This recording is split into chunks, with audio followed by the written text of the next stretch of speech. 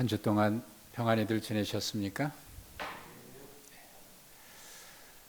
오늘 대림절 두 번째 주일입니다.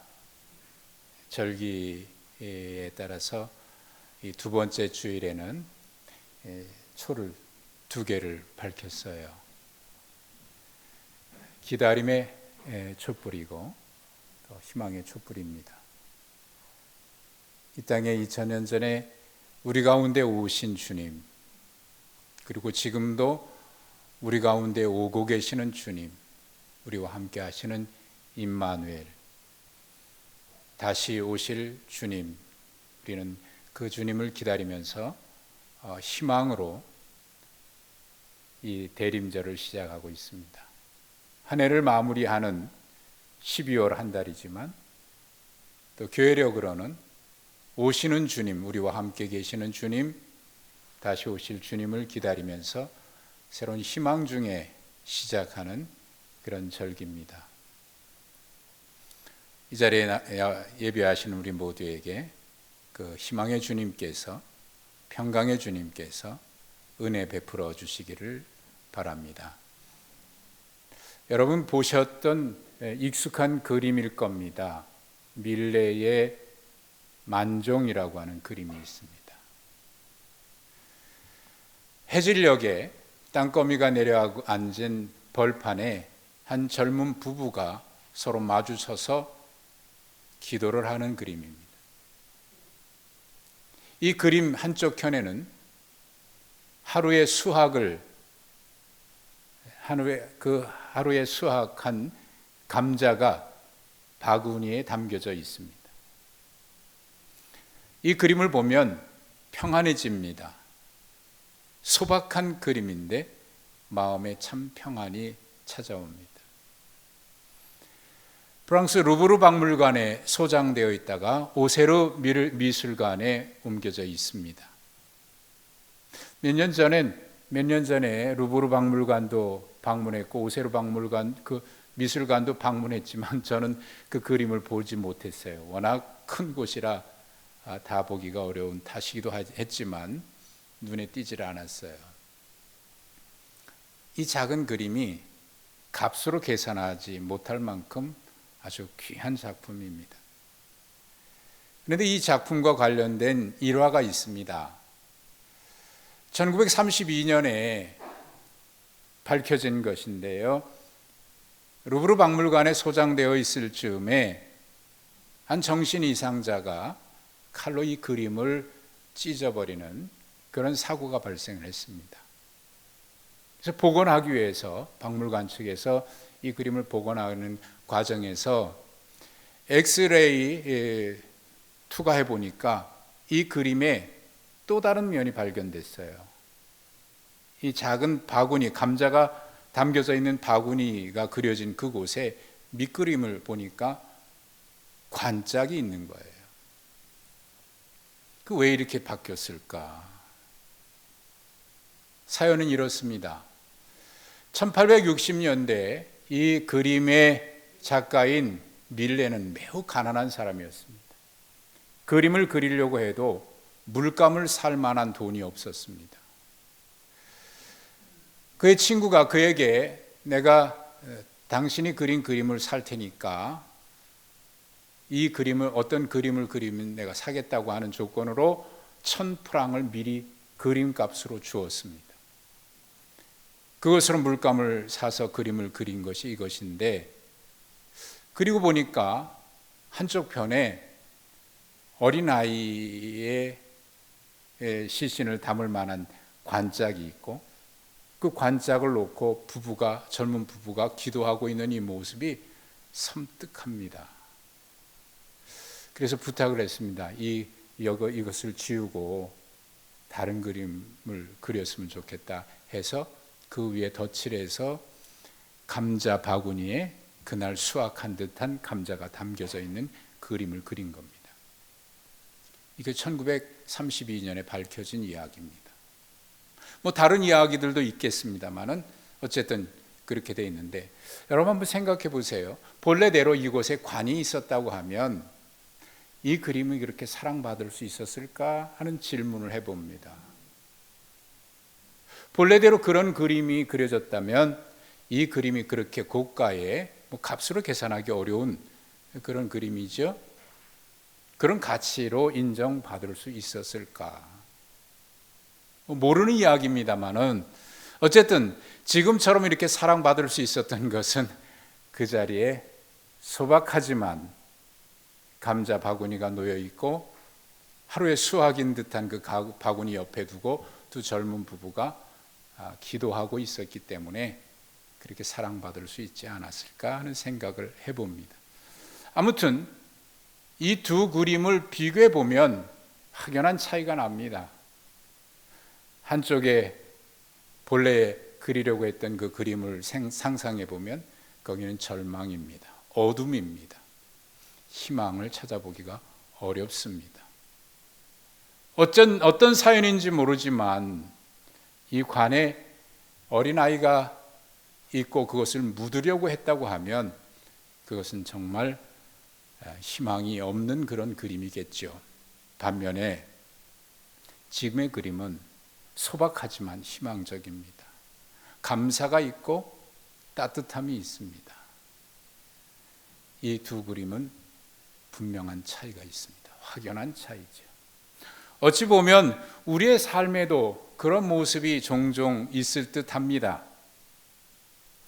우리에게는 많은 희망이 있고 하나님께서 그런 은혜를 주셨음에도 불구하고 어쩐 일인지 사람들은 희망을 바라보기보다는 절망을 바라보고 낙심하는 경우가 있습니다.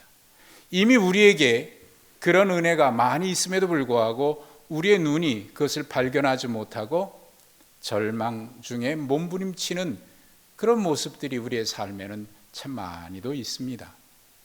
이 대림절에는 우리의 눈을 다시 열어서 희망이 어디에서 오는지, 인간의 참된 희망은 무엇인지를 보도록 우리의 눈을 열어주는, 그래서 눈을 뜨라고 우리에게 말씀하시는 그런 절기이기도 합니다. 우리 가운데 이미 오셨던 주님, 성탄 장식으로 말구유에 누인 예수님을 그리고 그 주변에 경배하고 있는 동방박사들, 짐승들의 모습을 이곳에 장식을 했습니다. 왜 예수님이 저곳에 오셨을까? 우리는 끊임없이 우리의 희망은 왕궁이고 예루살렘의 화려함이고 세상의 성공일 텐데 왜 하필이면 예수님은 저 말구유에 오셨을까? 그것은 우리의 눈을 다시 우리가 찾는 희망과 감사는 저 높은 곳에 있지 않고 우리 가운데 오셔서 우리로 하여금 새롭게 삶을 살도록 우리 가운데 오신 주님의 은혜가 아니겠습니까?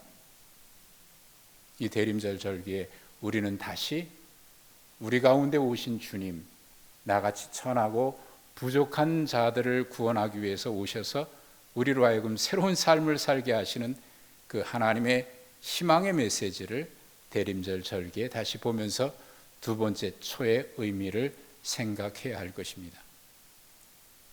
우리가 함께 읽으셨던 말씀은 바울 사도가 두 번째 전도 여행 중에 복음을 전했고 그래서 세워진 고린도 교회에 보내는 바울 서신입니다. 첫 번째 서신으로 알려져 있습니다마는 학자들에 의하면 고린도전서 5장 9절에 기록된 말씀, 내가 너에게 쓴 편지에 전에 쓴 편지를 언급하고 있고, 그런 것을 보면 이 전서를 보내기 전에 바울 사도는 고린도 교회에 먼저 보낸 서신이 있었을 것으로 봅니다. 그 서신에는 죄의 문제를 무분별하게 용납하고 갈등이 발생하고 있는 고린도 교회의 죄의 문제를 지적했을 것으로 추측을 합니다. 그런데 그 이후에 1장 11절에 기록되어 있는 대로 글로의 집의 사람들을 통해서 전해들은 고린도 교회의 상황, 그리고 7장 1절에 고린도 교인들이 바울 사도에게 편지로 그들의 문제를 질문하고 있는 내용, 그리고 16장 17절에 바울을 방문한 여러 사람들을 통해서 전해 들은 고린도 교회의 형편은 이미 그 전에 보낸 서신을 통해서 지적했던 죄 문제가 해결되지 아니하고 여전히 그들은 무분별한 죄악 가운데 살고 있고, 뿐만 아니라 이런저런 이유들로 인해서 고린도 교회 안에 갈등이 발생해서 분파로 인해서 다툼이 일어나고 있는 상황을 전해 듣습니다.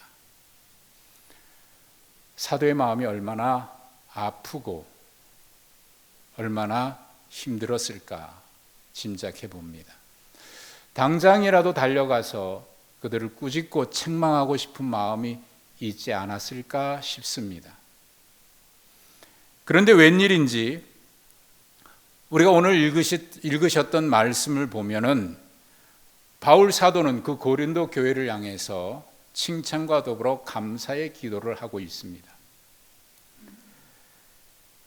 4절에 있는 말씀에 그리스도 예수 안에서 너희에게 주신 하나님의 은혜로 말미암아 내가 너희를 위하여 항상 하나님께 감사한다라고 얘기를 했습니다.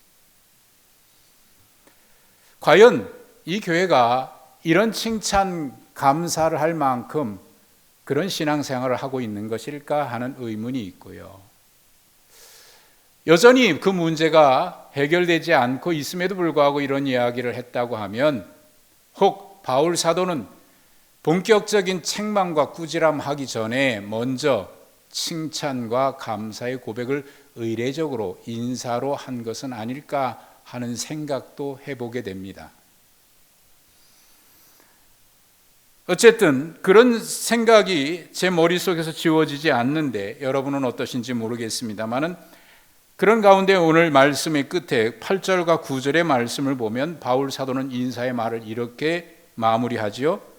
주께서 너희를 우리 주 예수 그리스도의 날에 책망할 것이 없는 자로 끝까지 견고하게 하시리라. 너희를 불러 그의 아들 예수 그리스도 우리 주와 더불어 교제하게 하시는 하나님은 미쁘시도다. 저는 여기서 하나님은 미쁘시다라고 하는 그 말씀에서 그 이유를 발견했습니다. 우리 성경은 하나님은 미쁘시다라고 하는 말이 맨 끄트머리에 있습니다만은 원어에는 이것이 첫 마디로부터 시작이 돼요. 미쁘시도다 하나님은, 신실하시도다 하나님은, 이렇게 시작이 돼요. 이거 강조하는 거죠. 강조요법으로 쓸 때 주로 이렇게 씁니다. 신실하시도다 하나님은, 이렇게 시작을 하고 있는 거예요. 그 바울 사도에게 있어서 하나님을 향한 그의 신앙은 언제나 하나님은 신실하신 분입니다. 모든 면에 신실하셔요. 우리는 그렇지 못한데 하나님은 신실하셔요.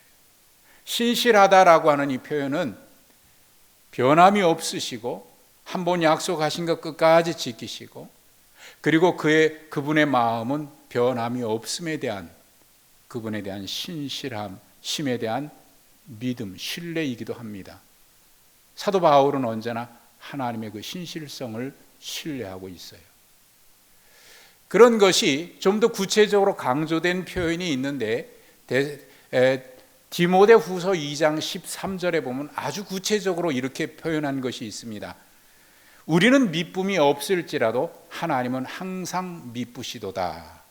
그렇게 표현을 했어요. 이것이 바울 사도의 하나님을 향한 신뢰입니다.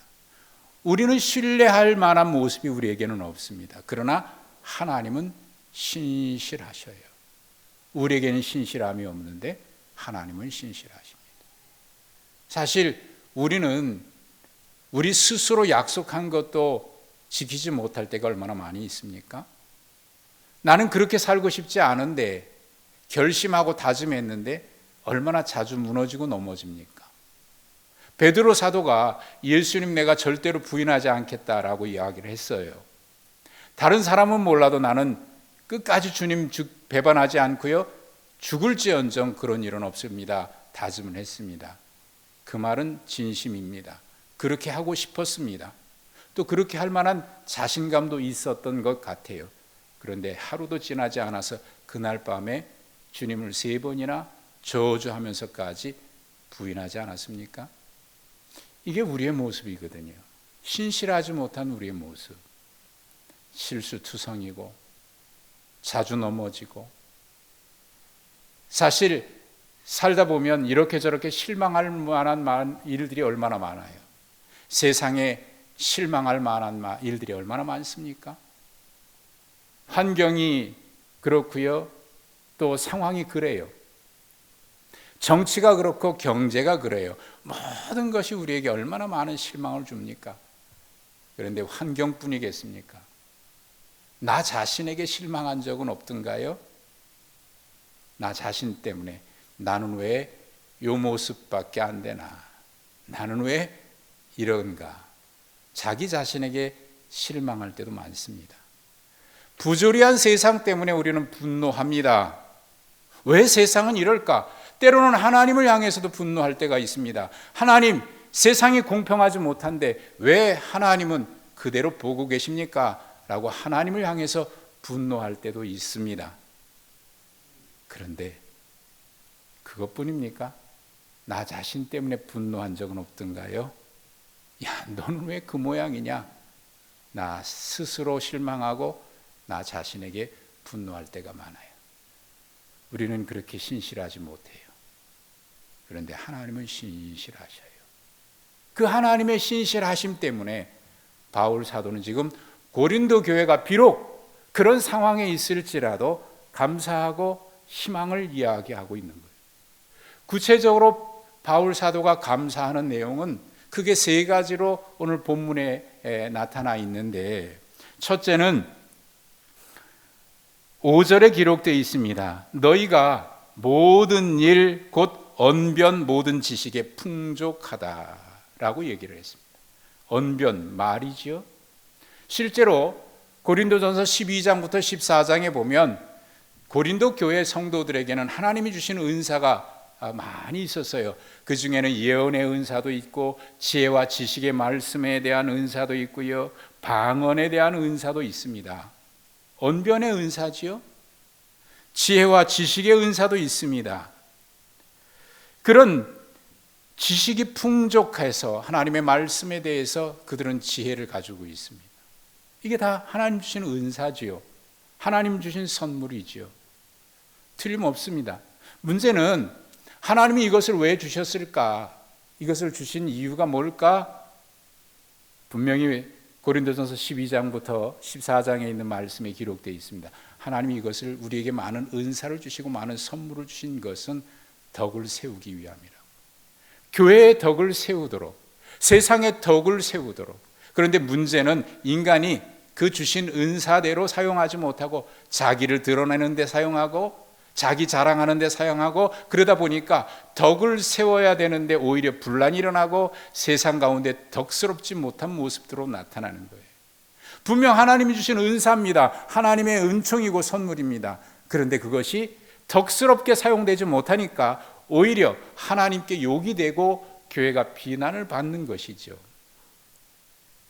그럼에도 불구하고 이것은 하나님이 주신 것이 틀림없습니다. 문제는 이것을 하나님 주신 목적대로 덕을 위해서 써야 하는 것이죠. 두 번째 감사하는 이유가 있습니다. 6절에 나와 있습니다. 그리스도의 증거가 너희 중에 견고하게 되었다라고 얘기합니다. 여기 그리스도의 증거는 바울 사도가 고린도 지역에 전도하면서 전했던 하나님의 말씀, 복음을 말합니다. 그들은 복음을 붙들고 있어요. 그래서 견고하게 서 있어요. 그런데 여기 견고하게 되어라고 하는 이 말이 수동태로 되어 있습니다. 그들이 붙들고 있어서 견고한 것이 아니라 하나님께서 그들을 견고하도록 붙들어 주셨다는 말입니다. 저는 이 사실을 분명하게 제가 체험하고 알고 있습니다.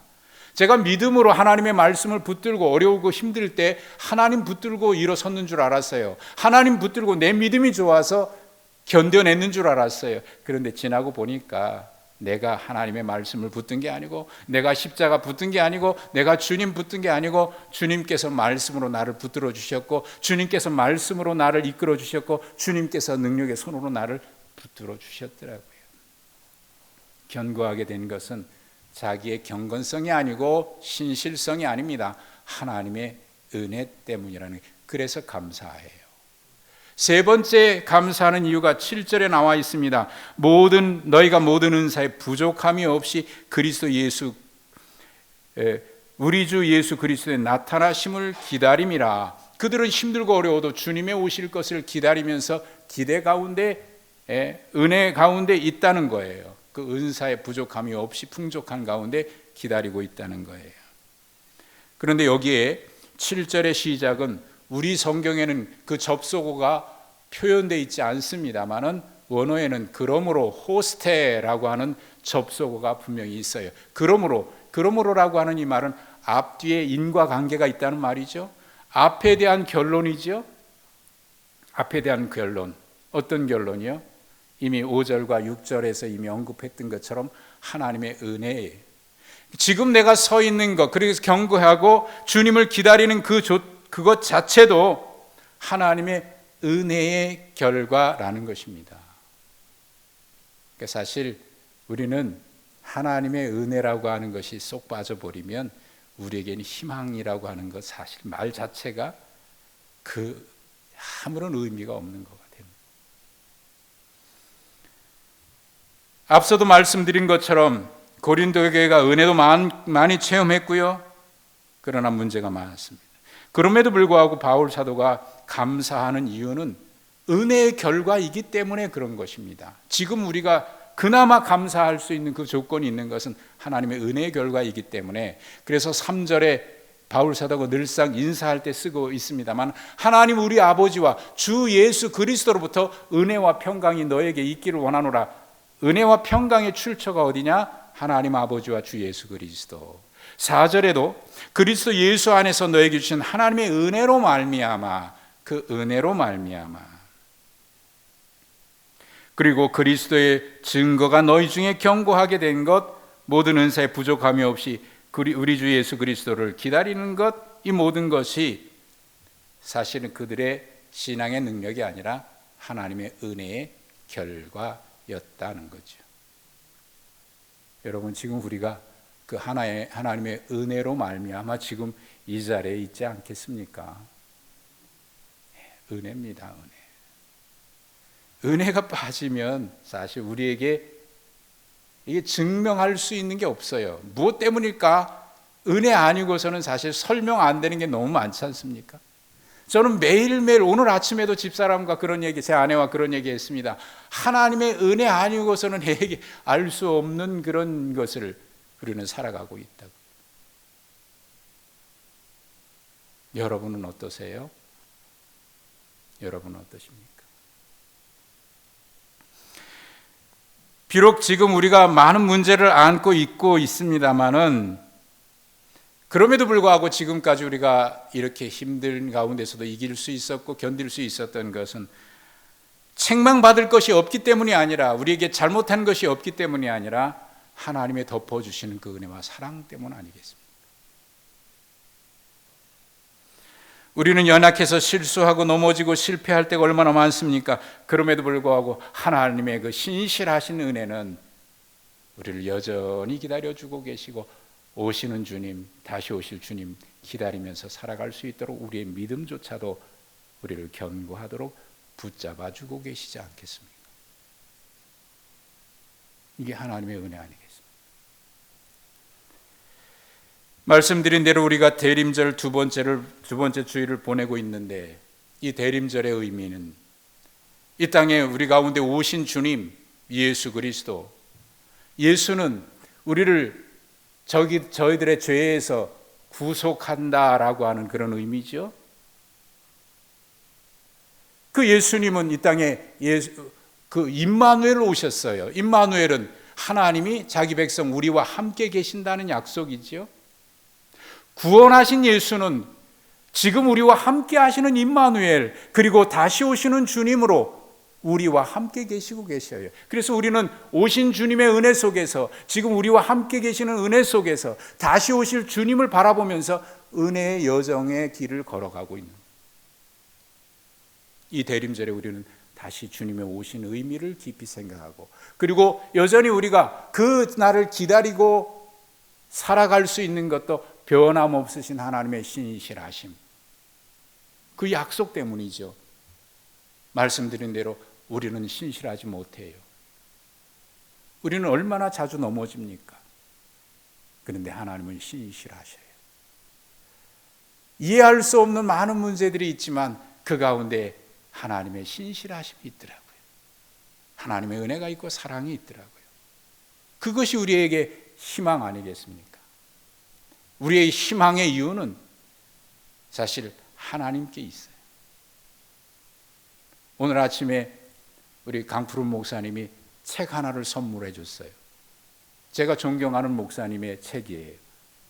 지금 은퇴하셔서 공동체를 하시다가 지금 거기서도 이제 은퇴하셨지만 영락교회 심우하셨던 이명수 목사님이신데 제가 늘 존경하는 그런 목사님인데 그분의 책에 앞에 이렇게 돼 있어요. 인간의 행복이란, 인간이 추구하는 행복이란 영원한 하나님 나라를 동경하기 때문이다. 영원한 하나님 나라에 대한 동경이다. 여러분, 코로나19 이제 끝이 보일 것 같았어요. 그래서 희망에 부풀어 있었습니다.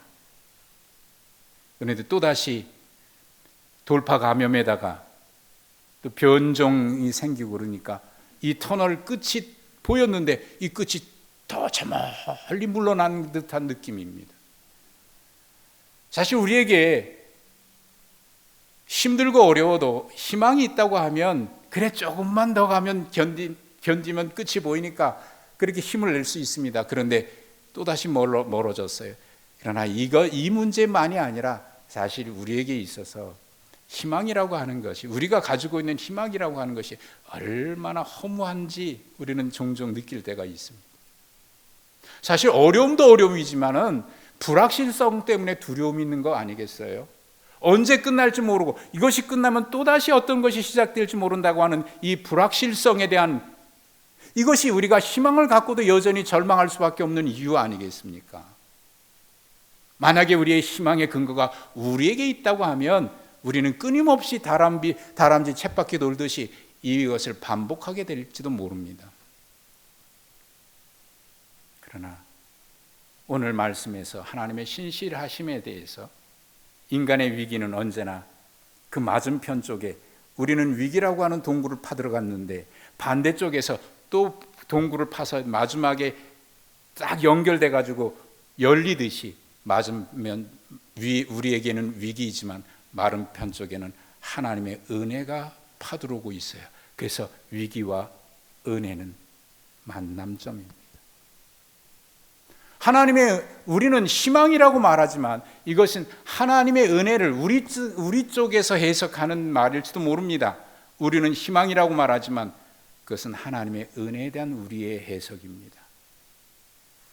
그러고 보면 인간은 은혜 없이는 살 수 없는 존재인 거죠. 그래서 오늘 말씀의 마무리를 저는 이 찬양으로 마무리하려고 합니다. 은혜 없이는 살 수 없네.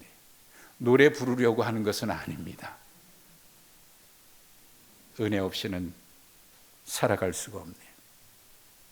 호흡마저도 다 주의 것이니 세상 평안과 위로 내게는 없지만 오직 예수뿐이니. 그분의 크신 계획 우리가 다 알 수도 없고 작은 고난에 지치지만 주께 매여 있고 주께 묶인 나의 모든 삶 버티고 견디게 하시네. 은혜 없이는 살아갈 수가 없네. 나의 모든 것 다 주께 맡기니 참된 평안과 위로 내게 주신 주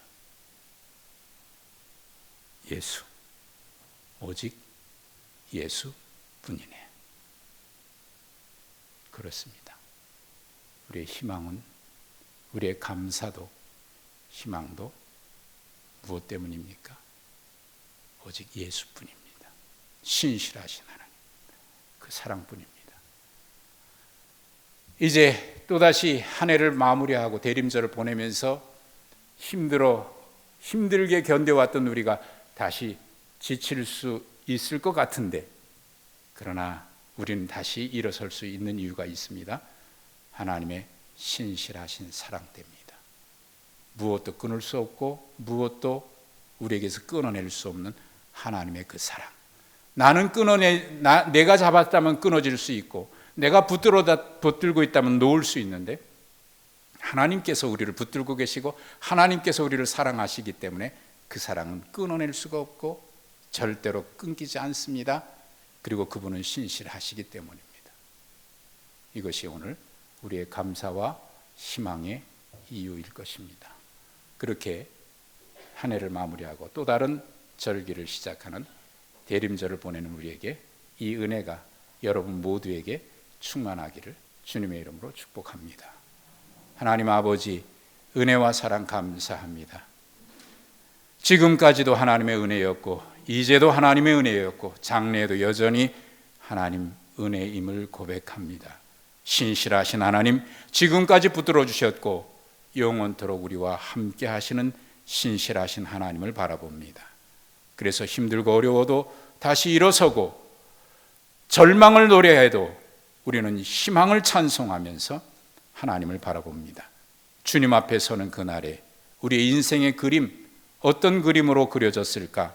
주님 앞에 결단할 때 감사, 희망의 그림으로 주님 때문이라고 고백하는 우리 모두가 되게 하여 주옵소서. 예수님의 이름으로 기도하옵나이다.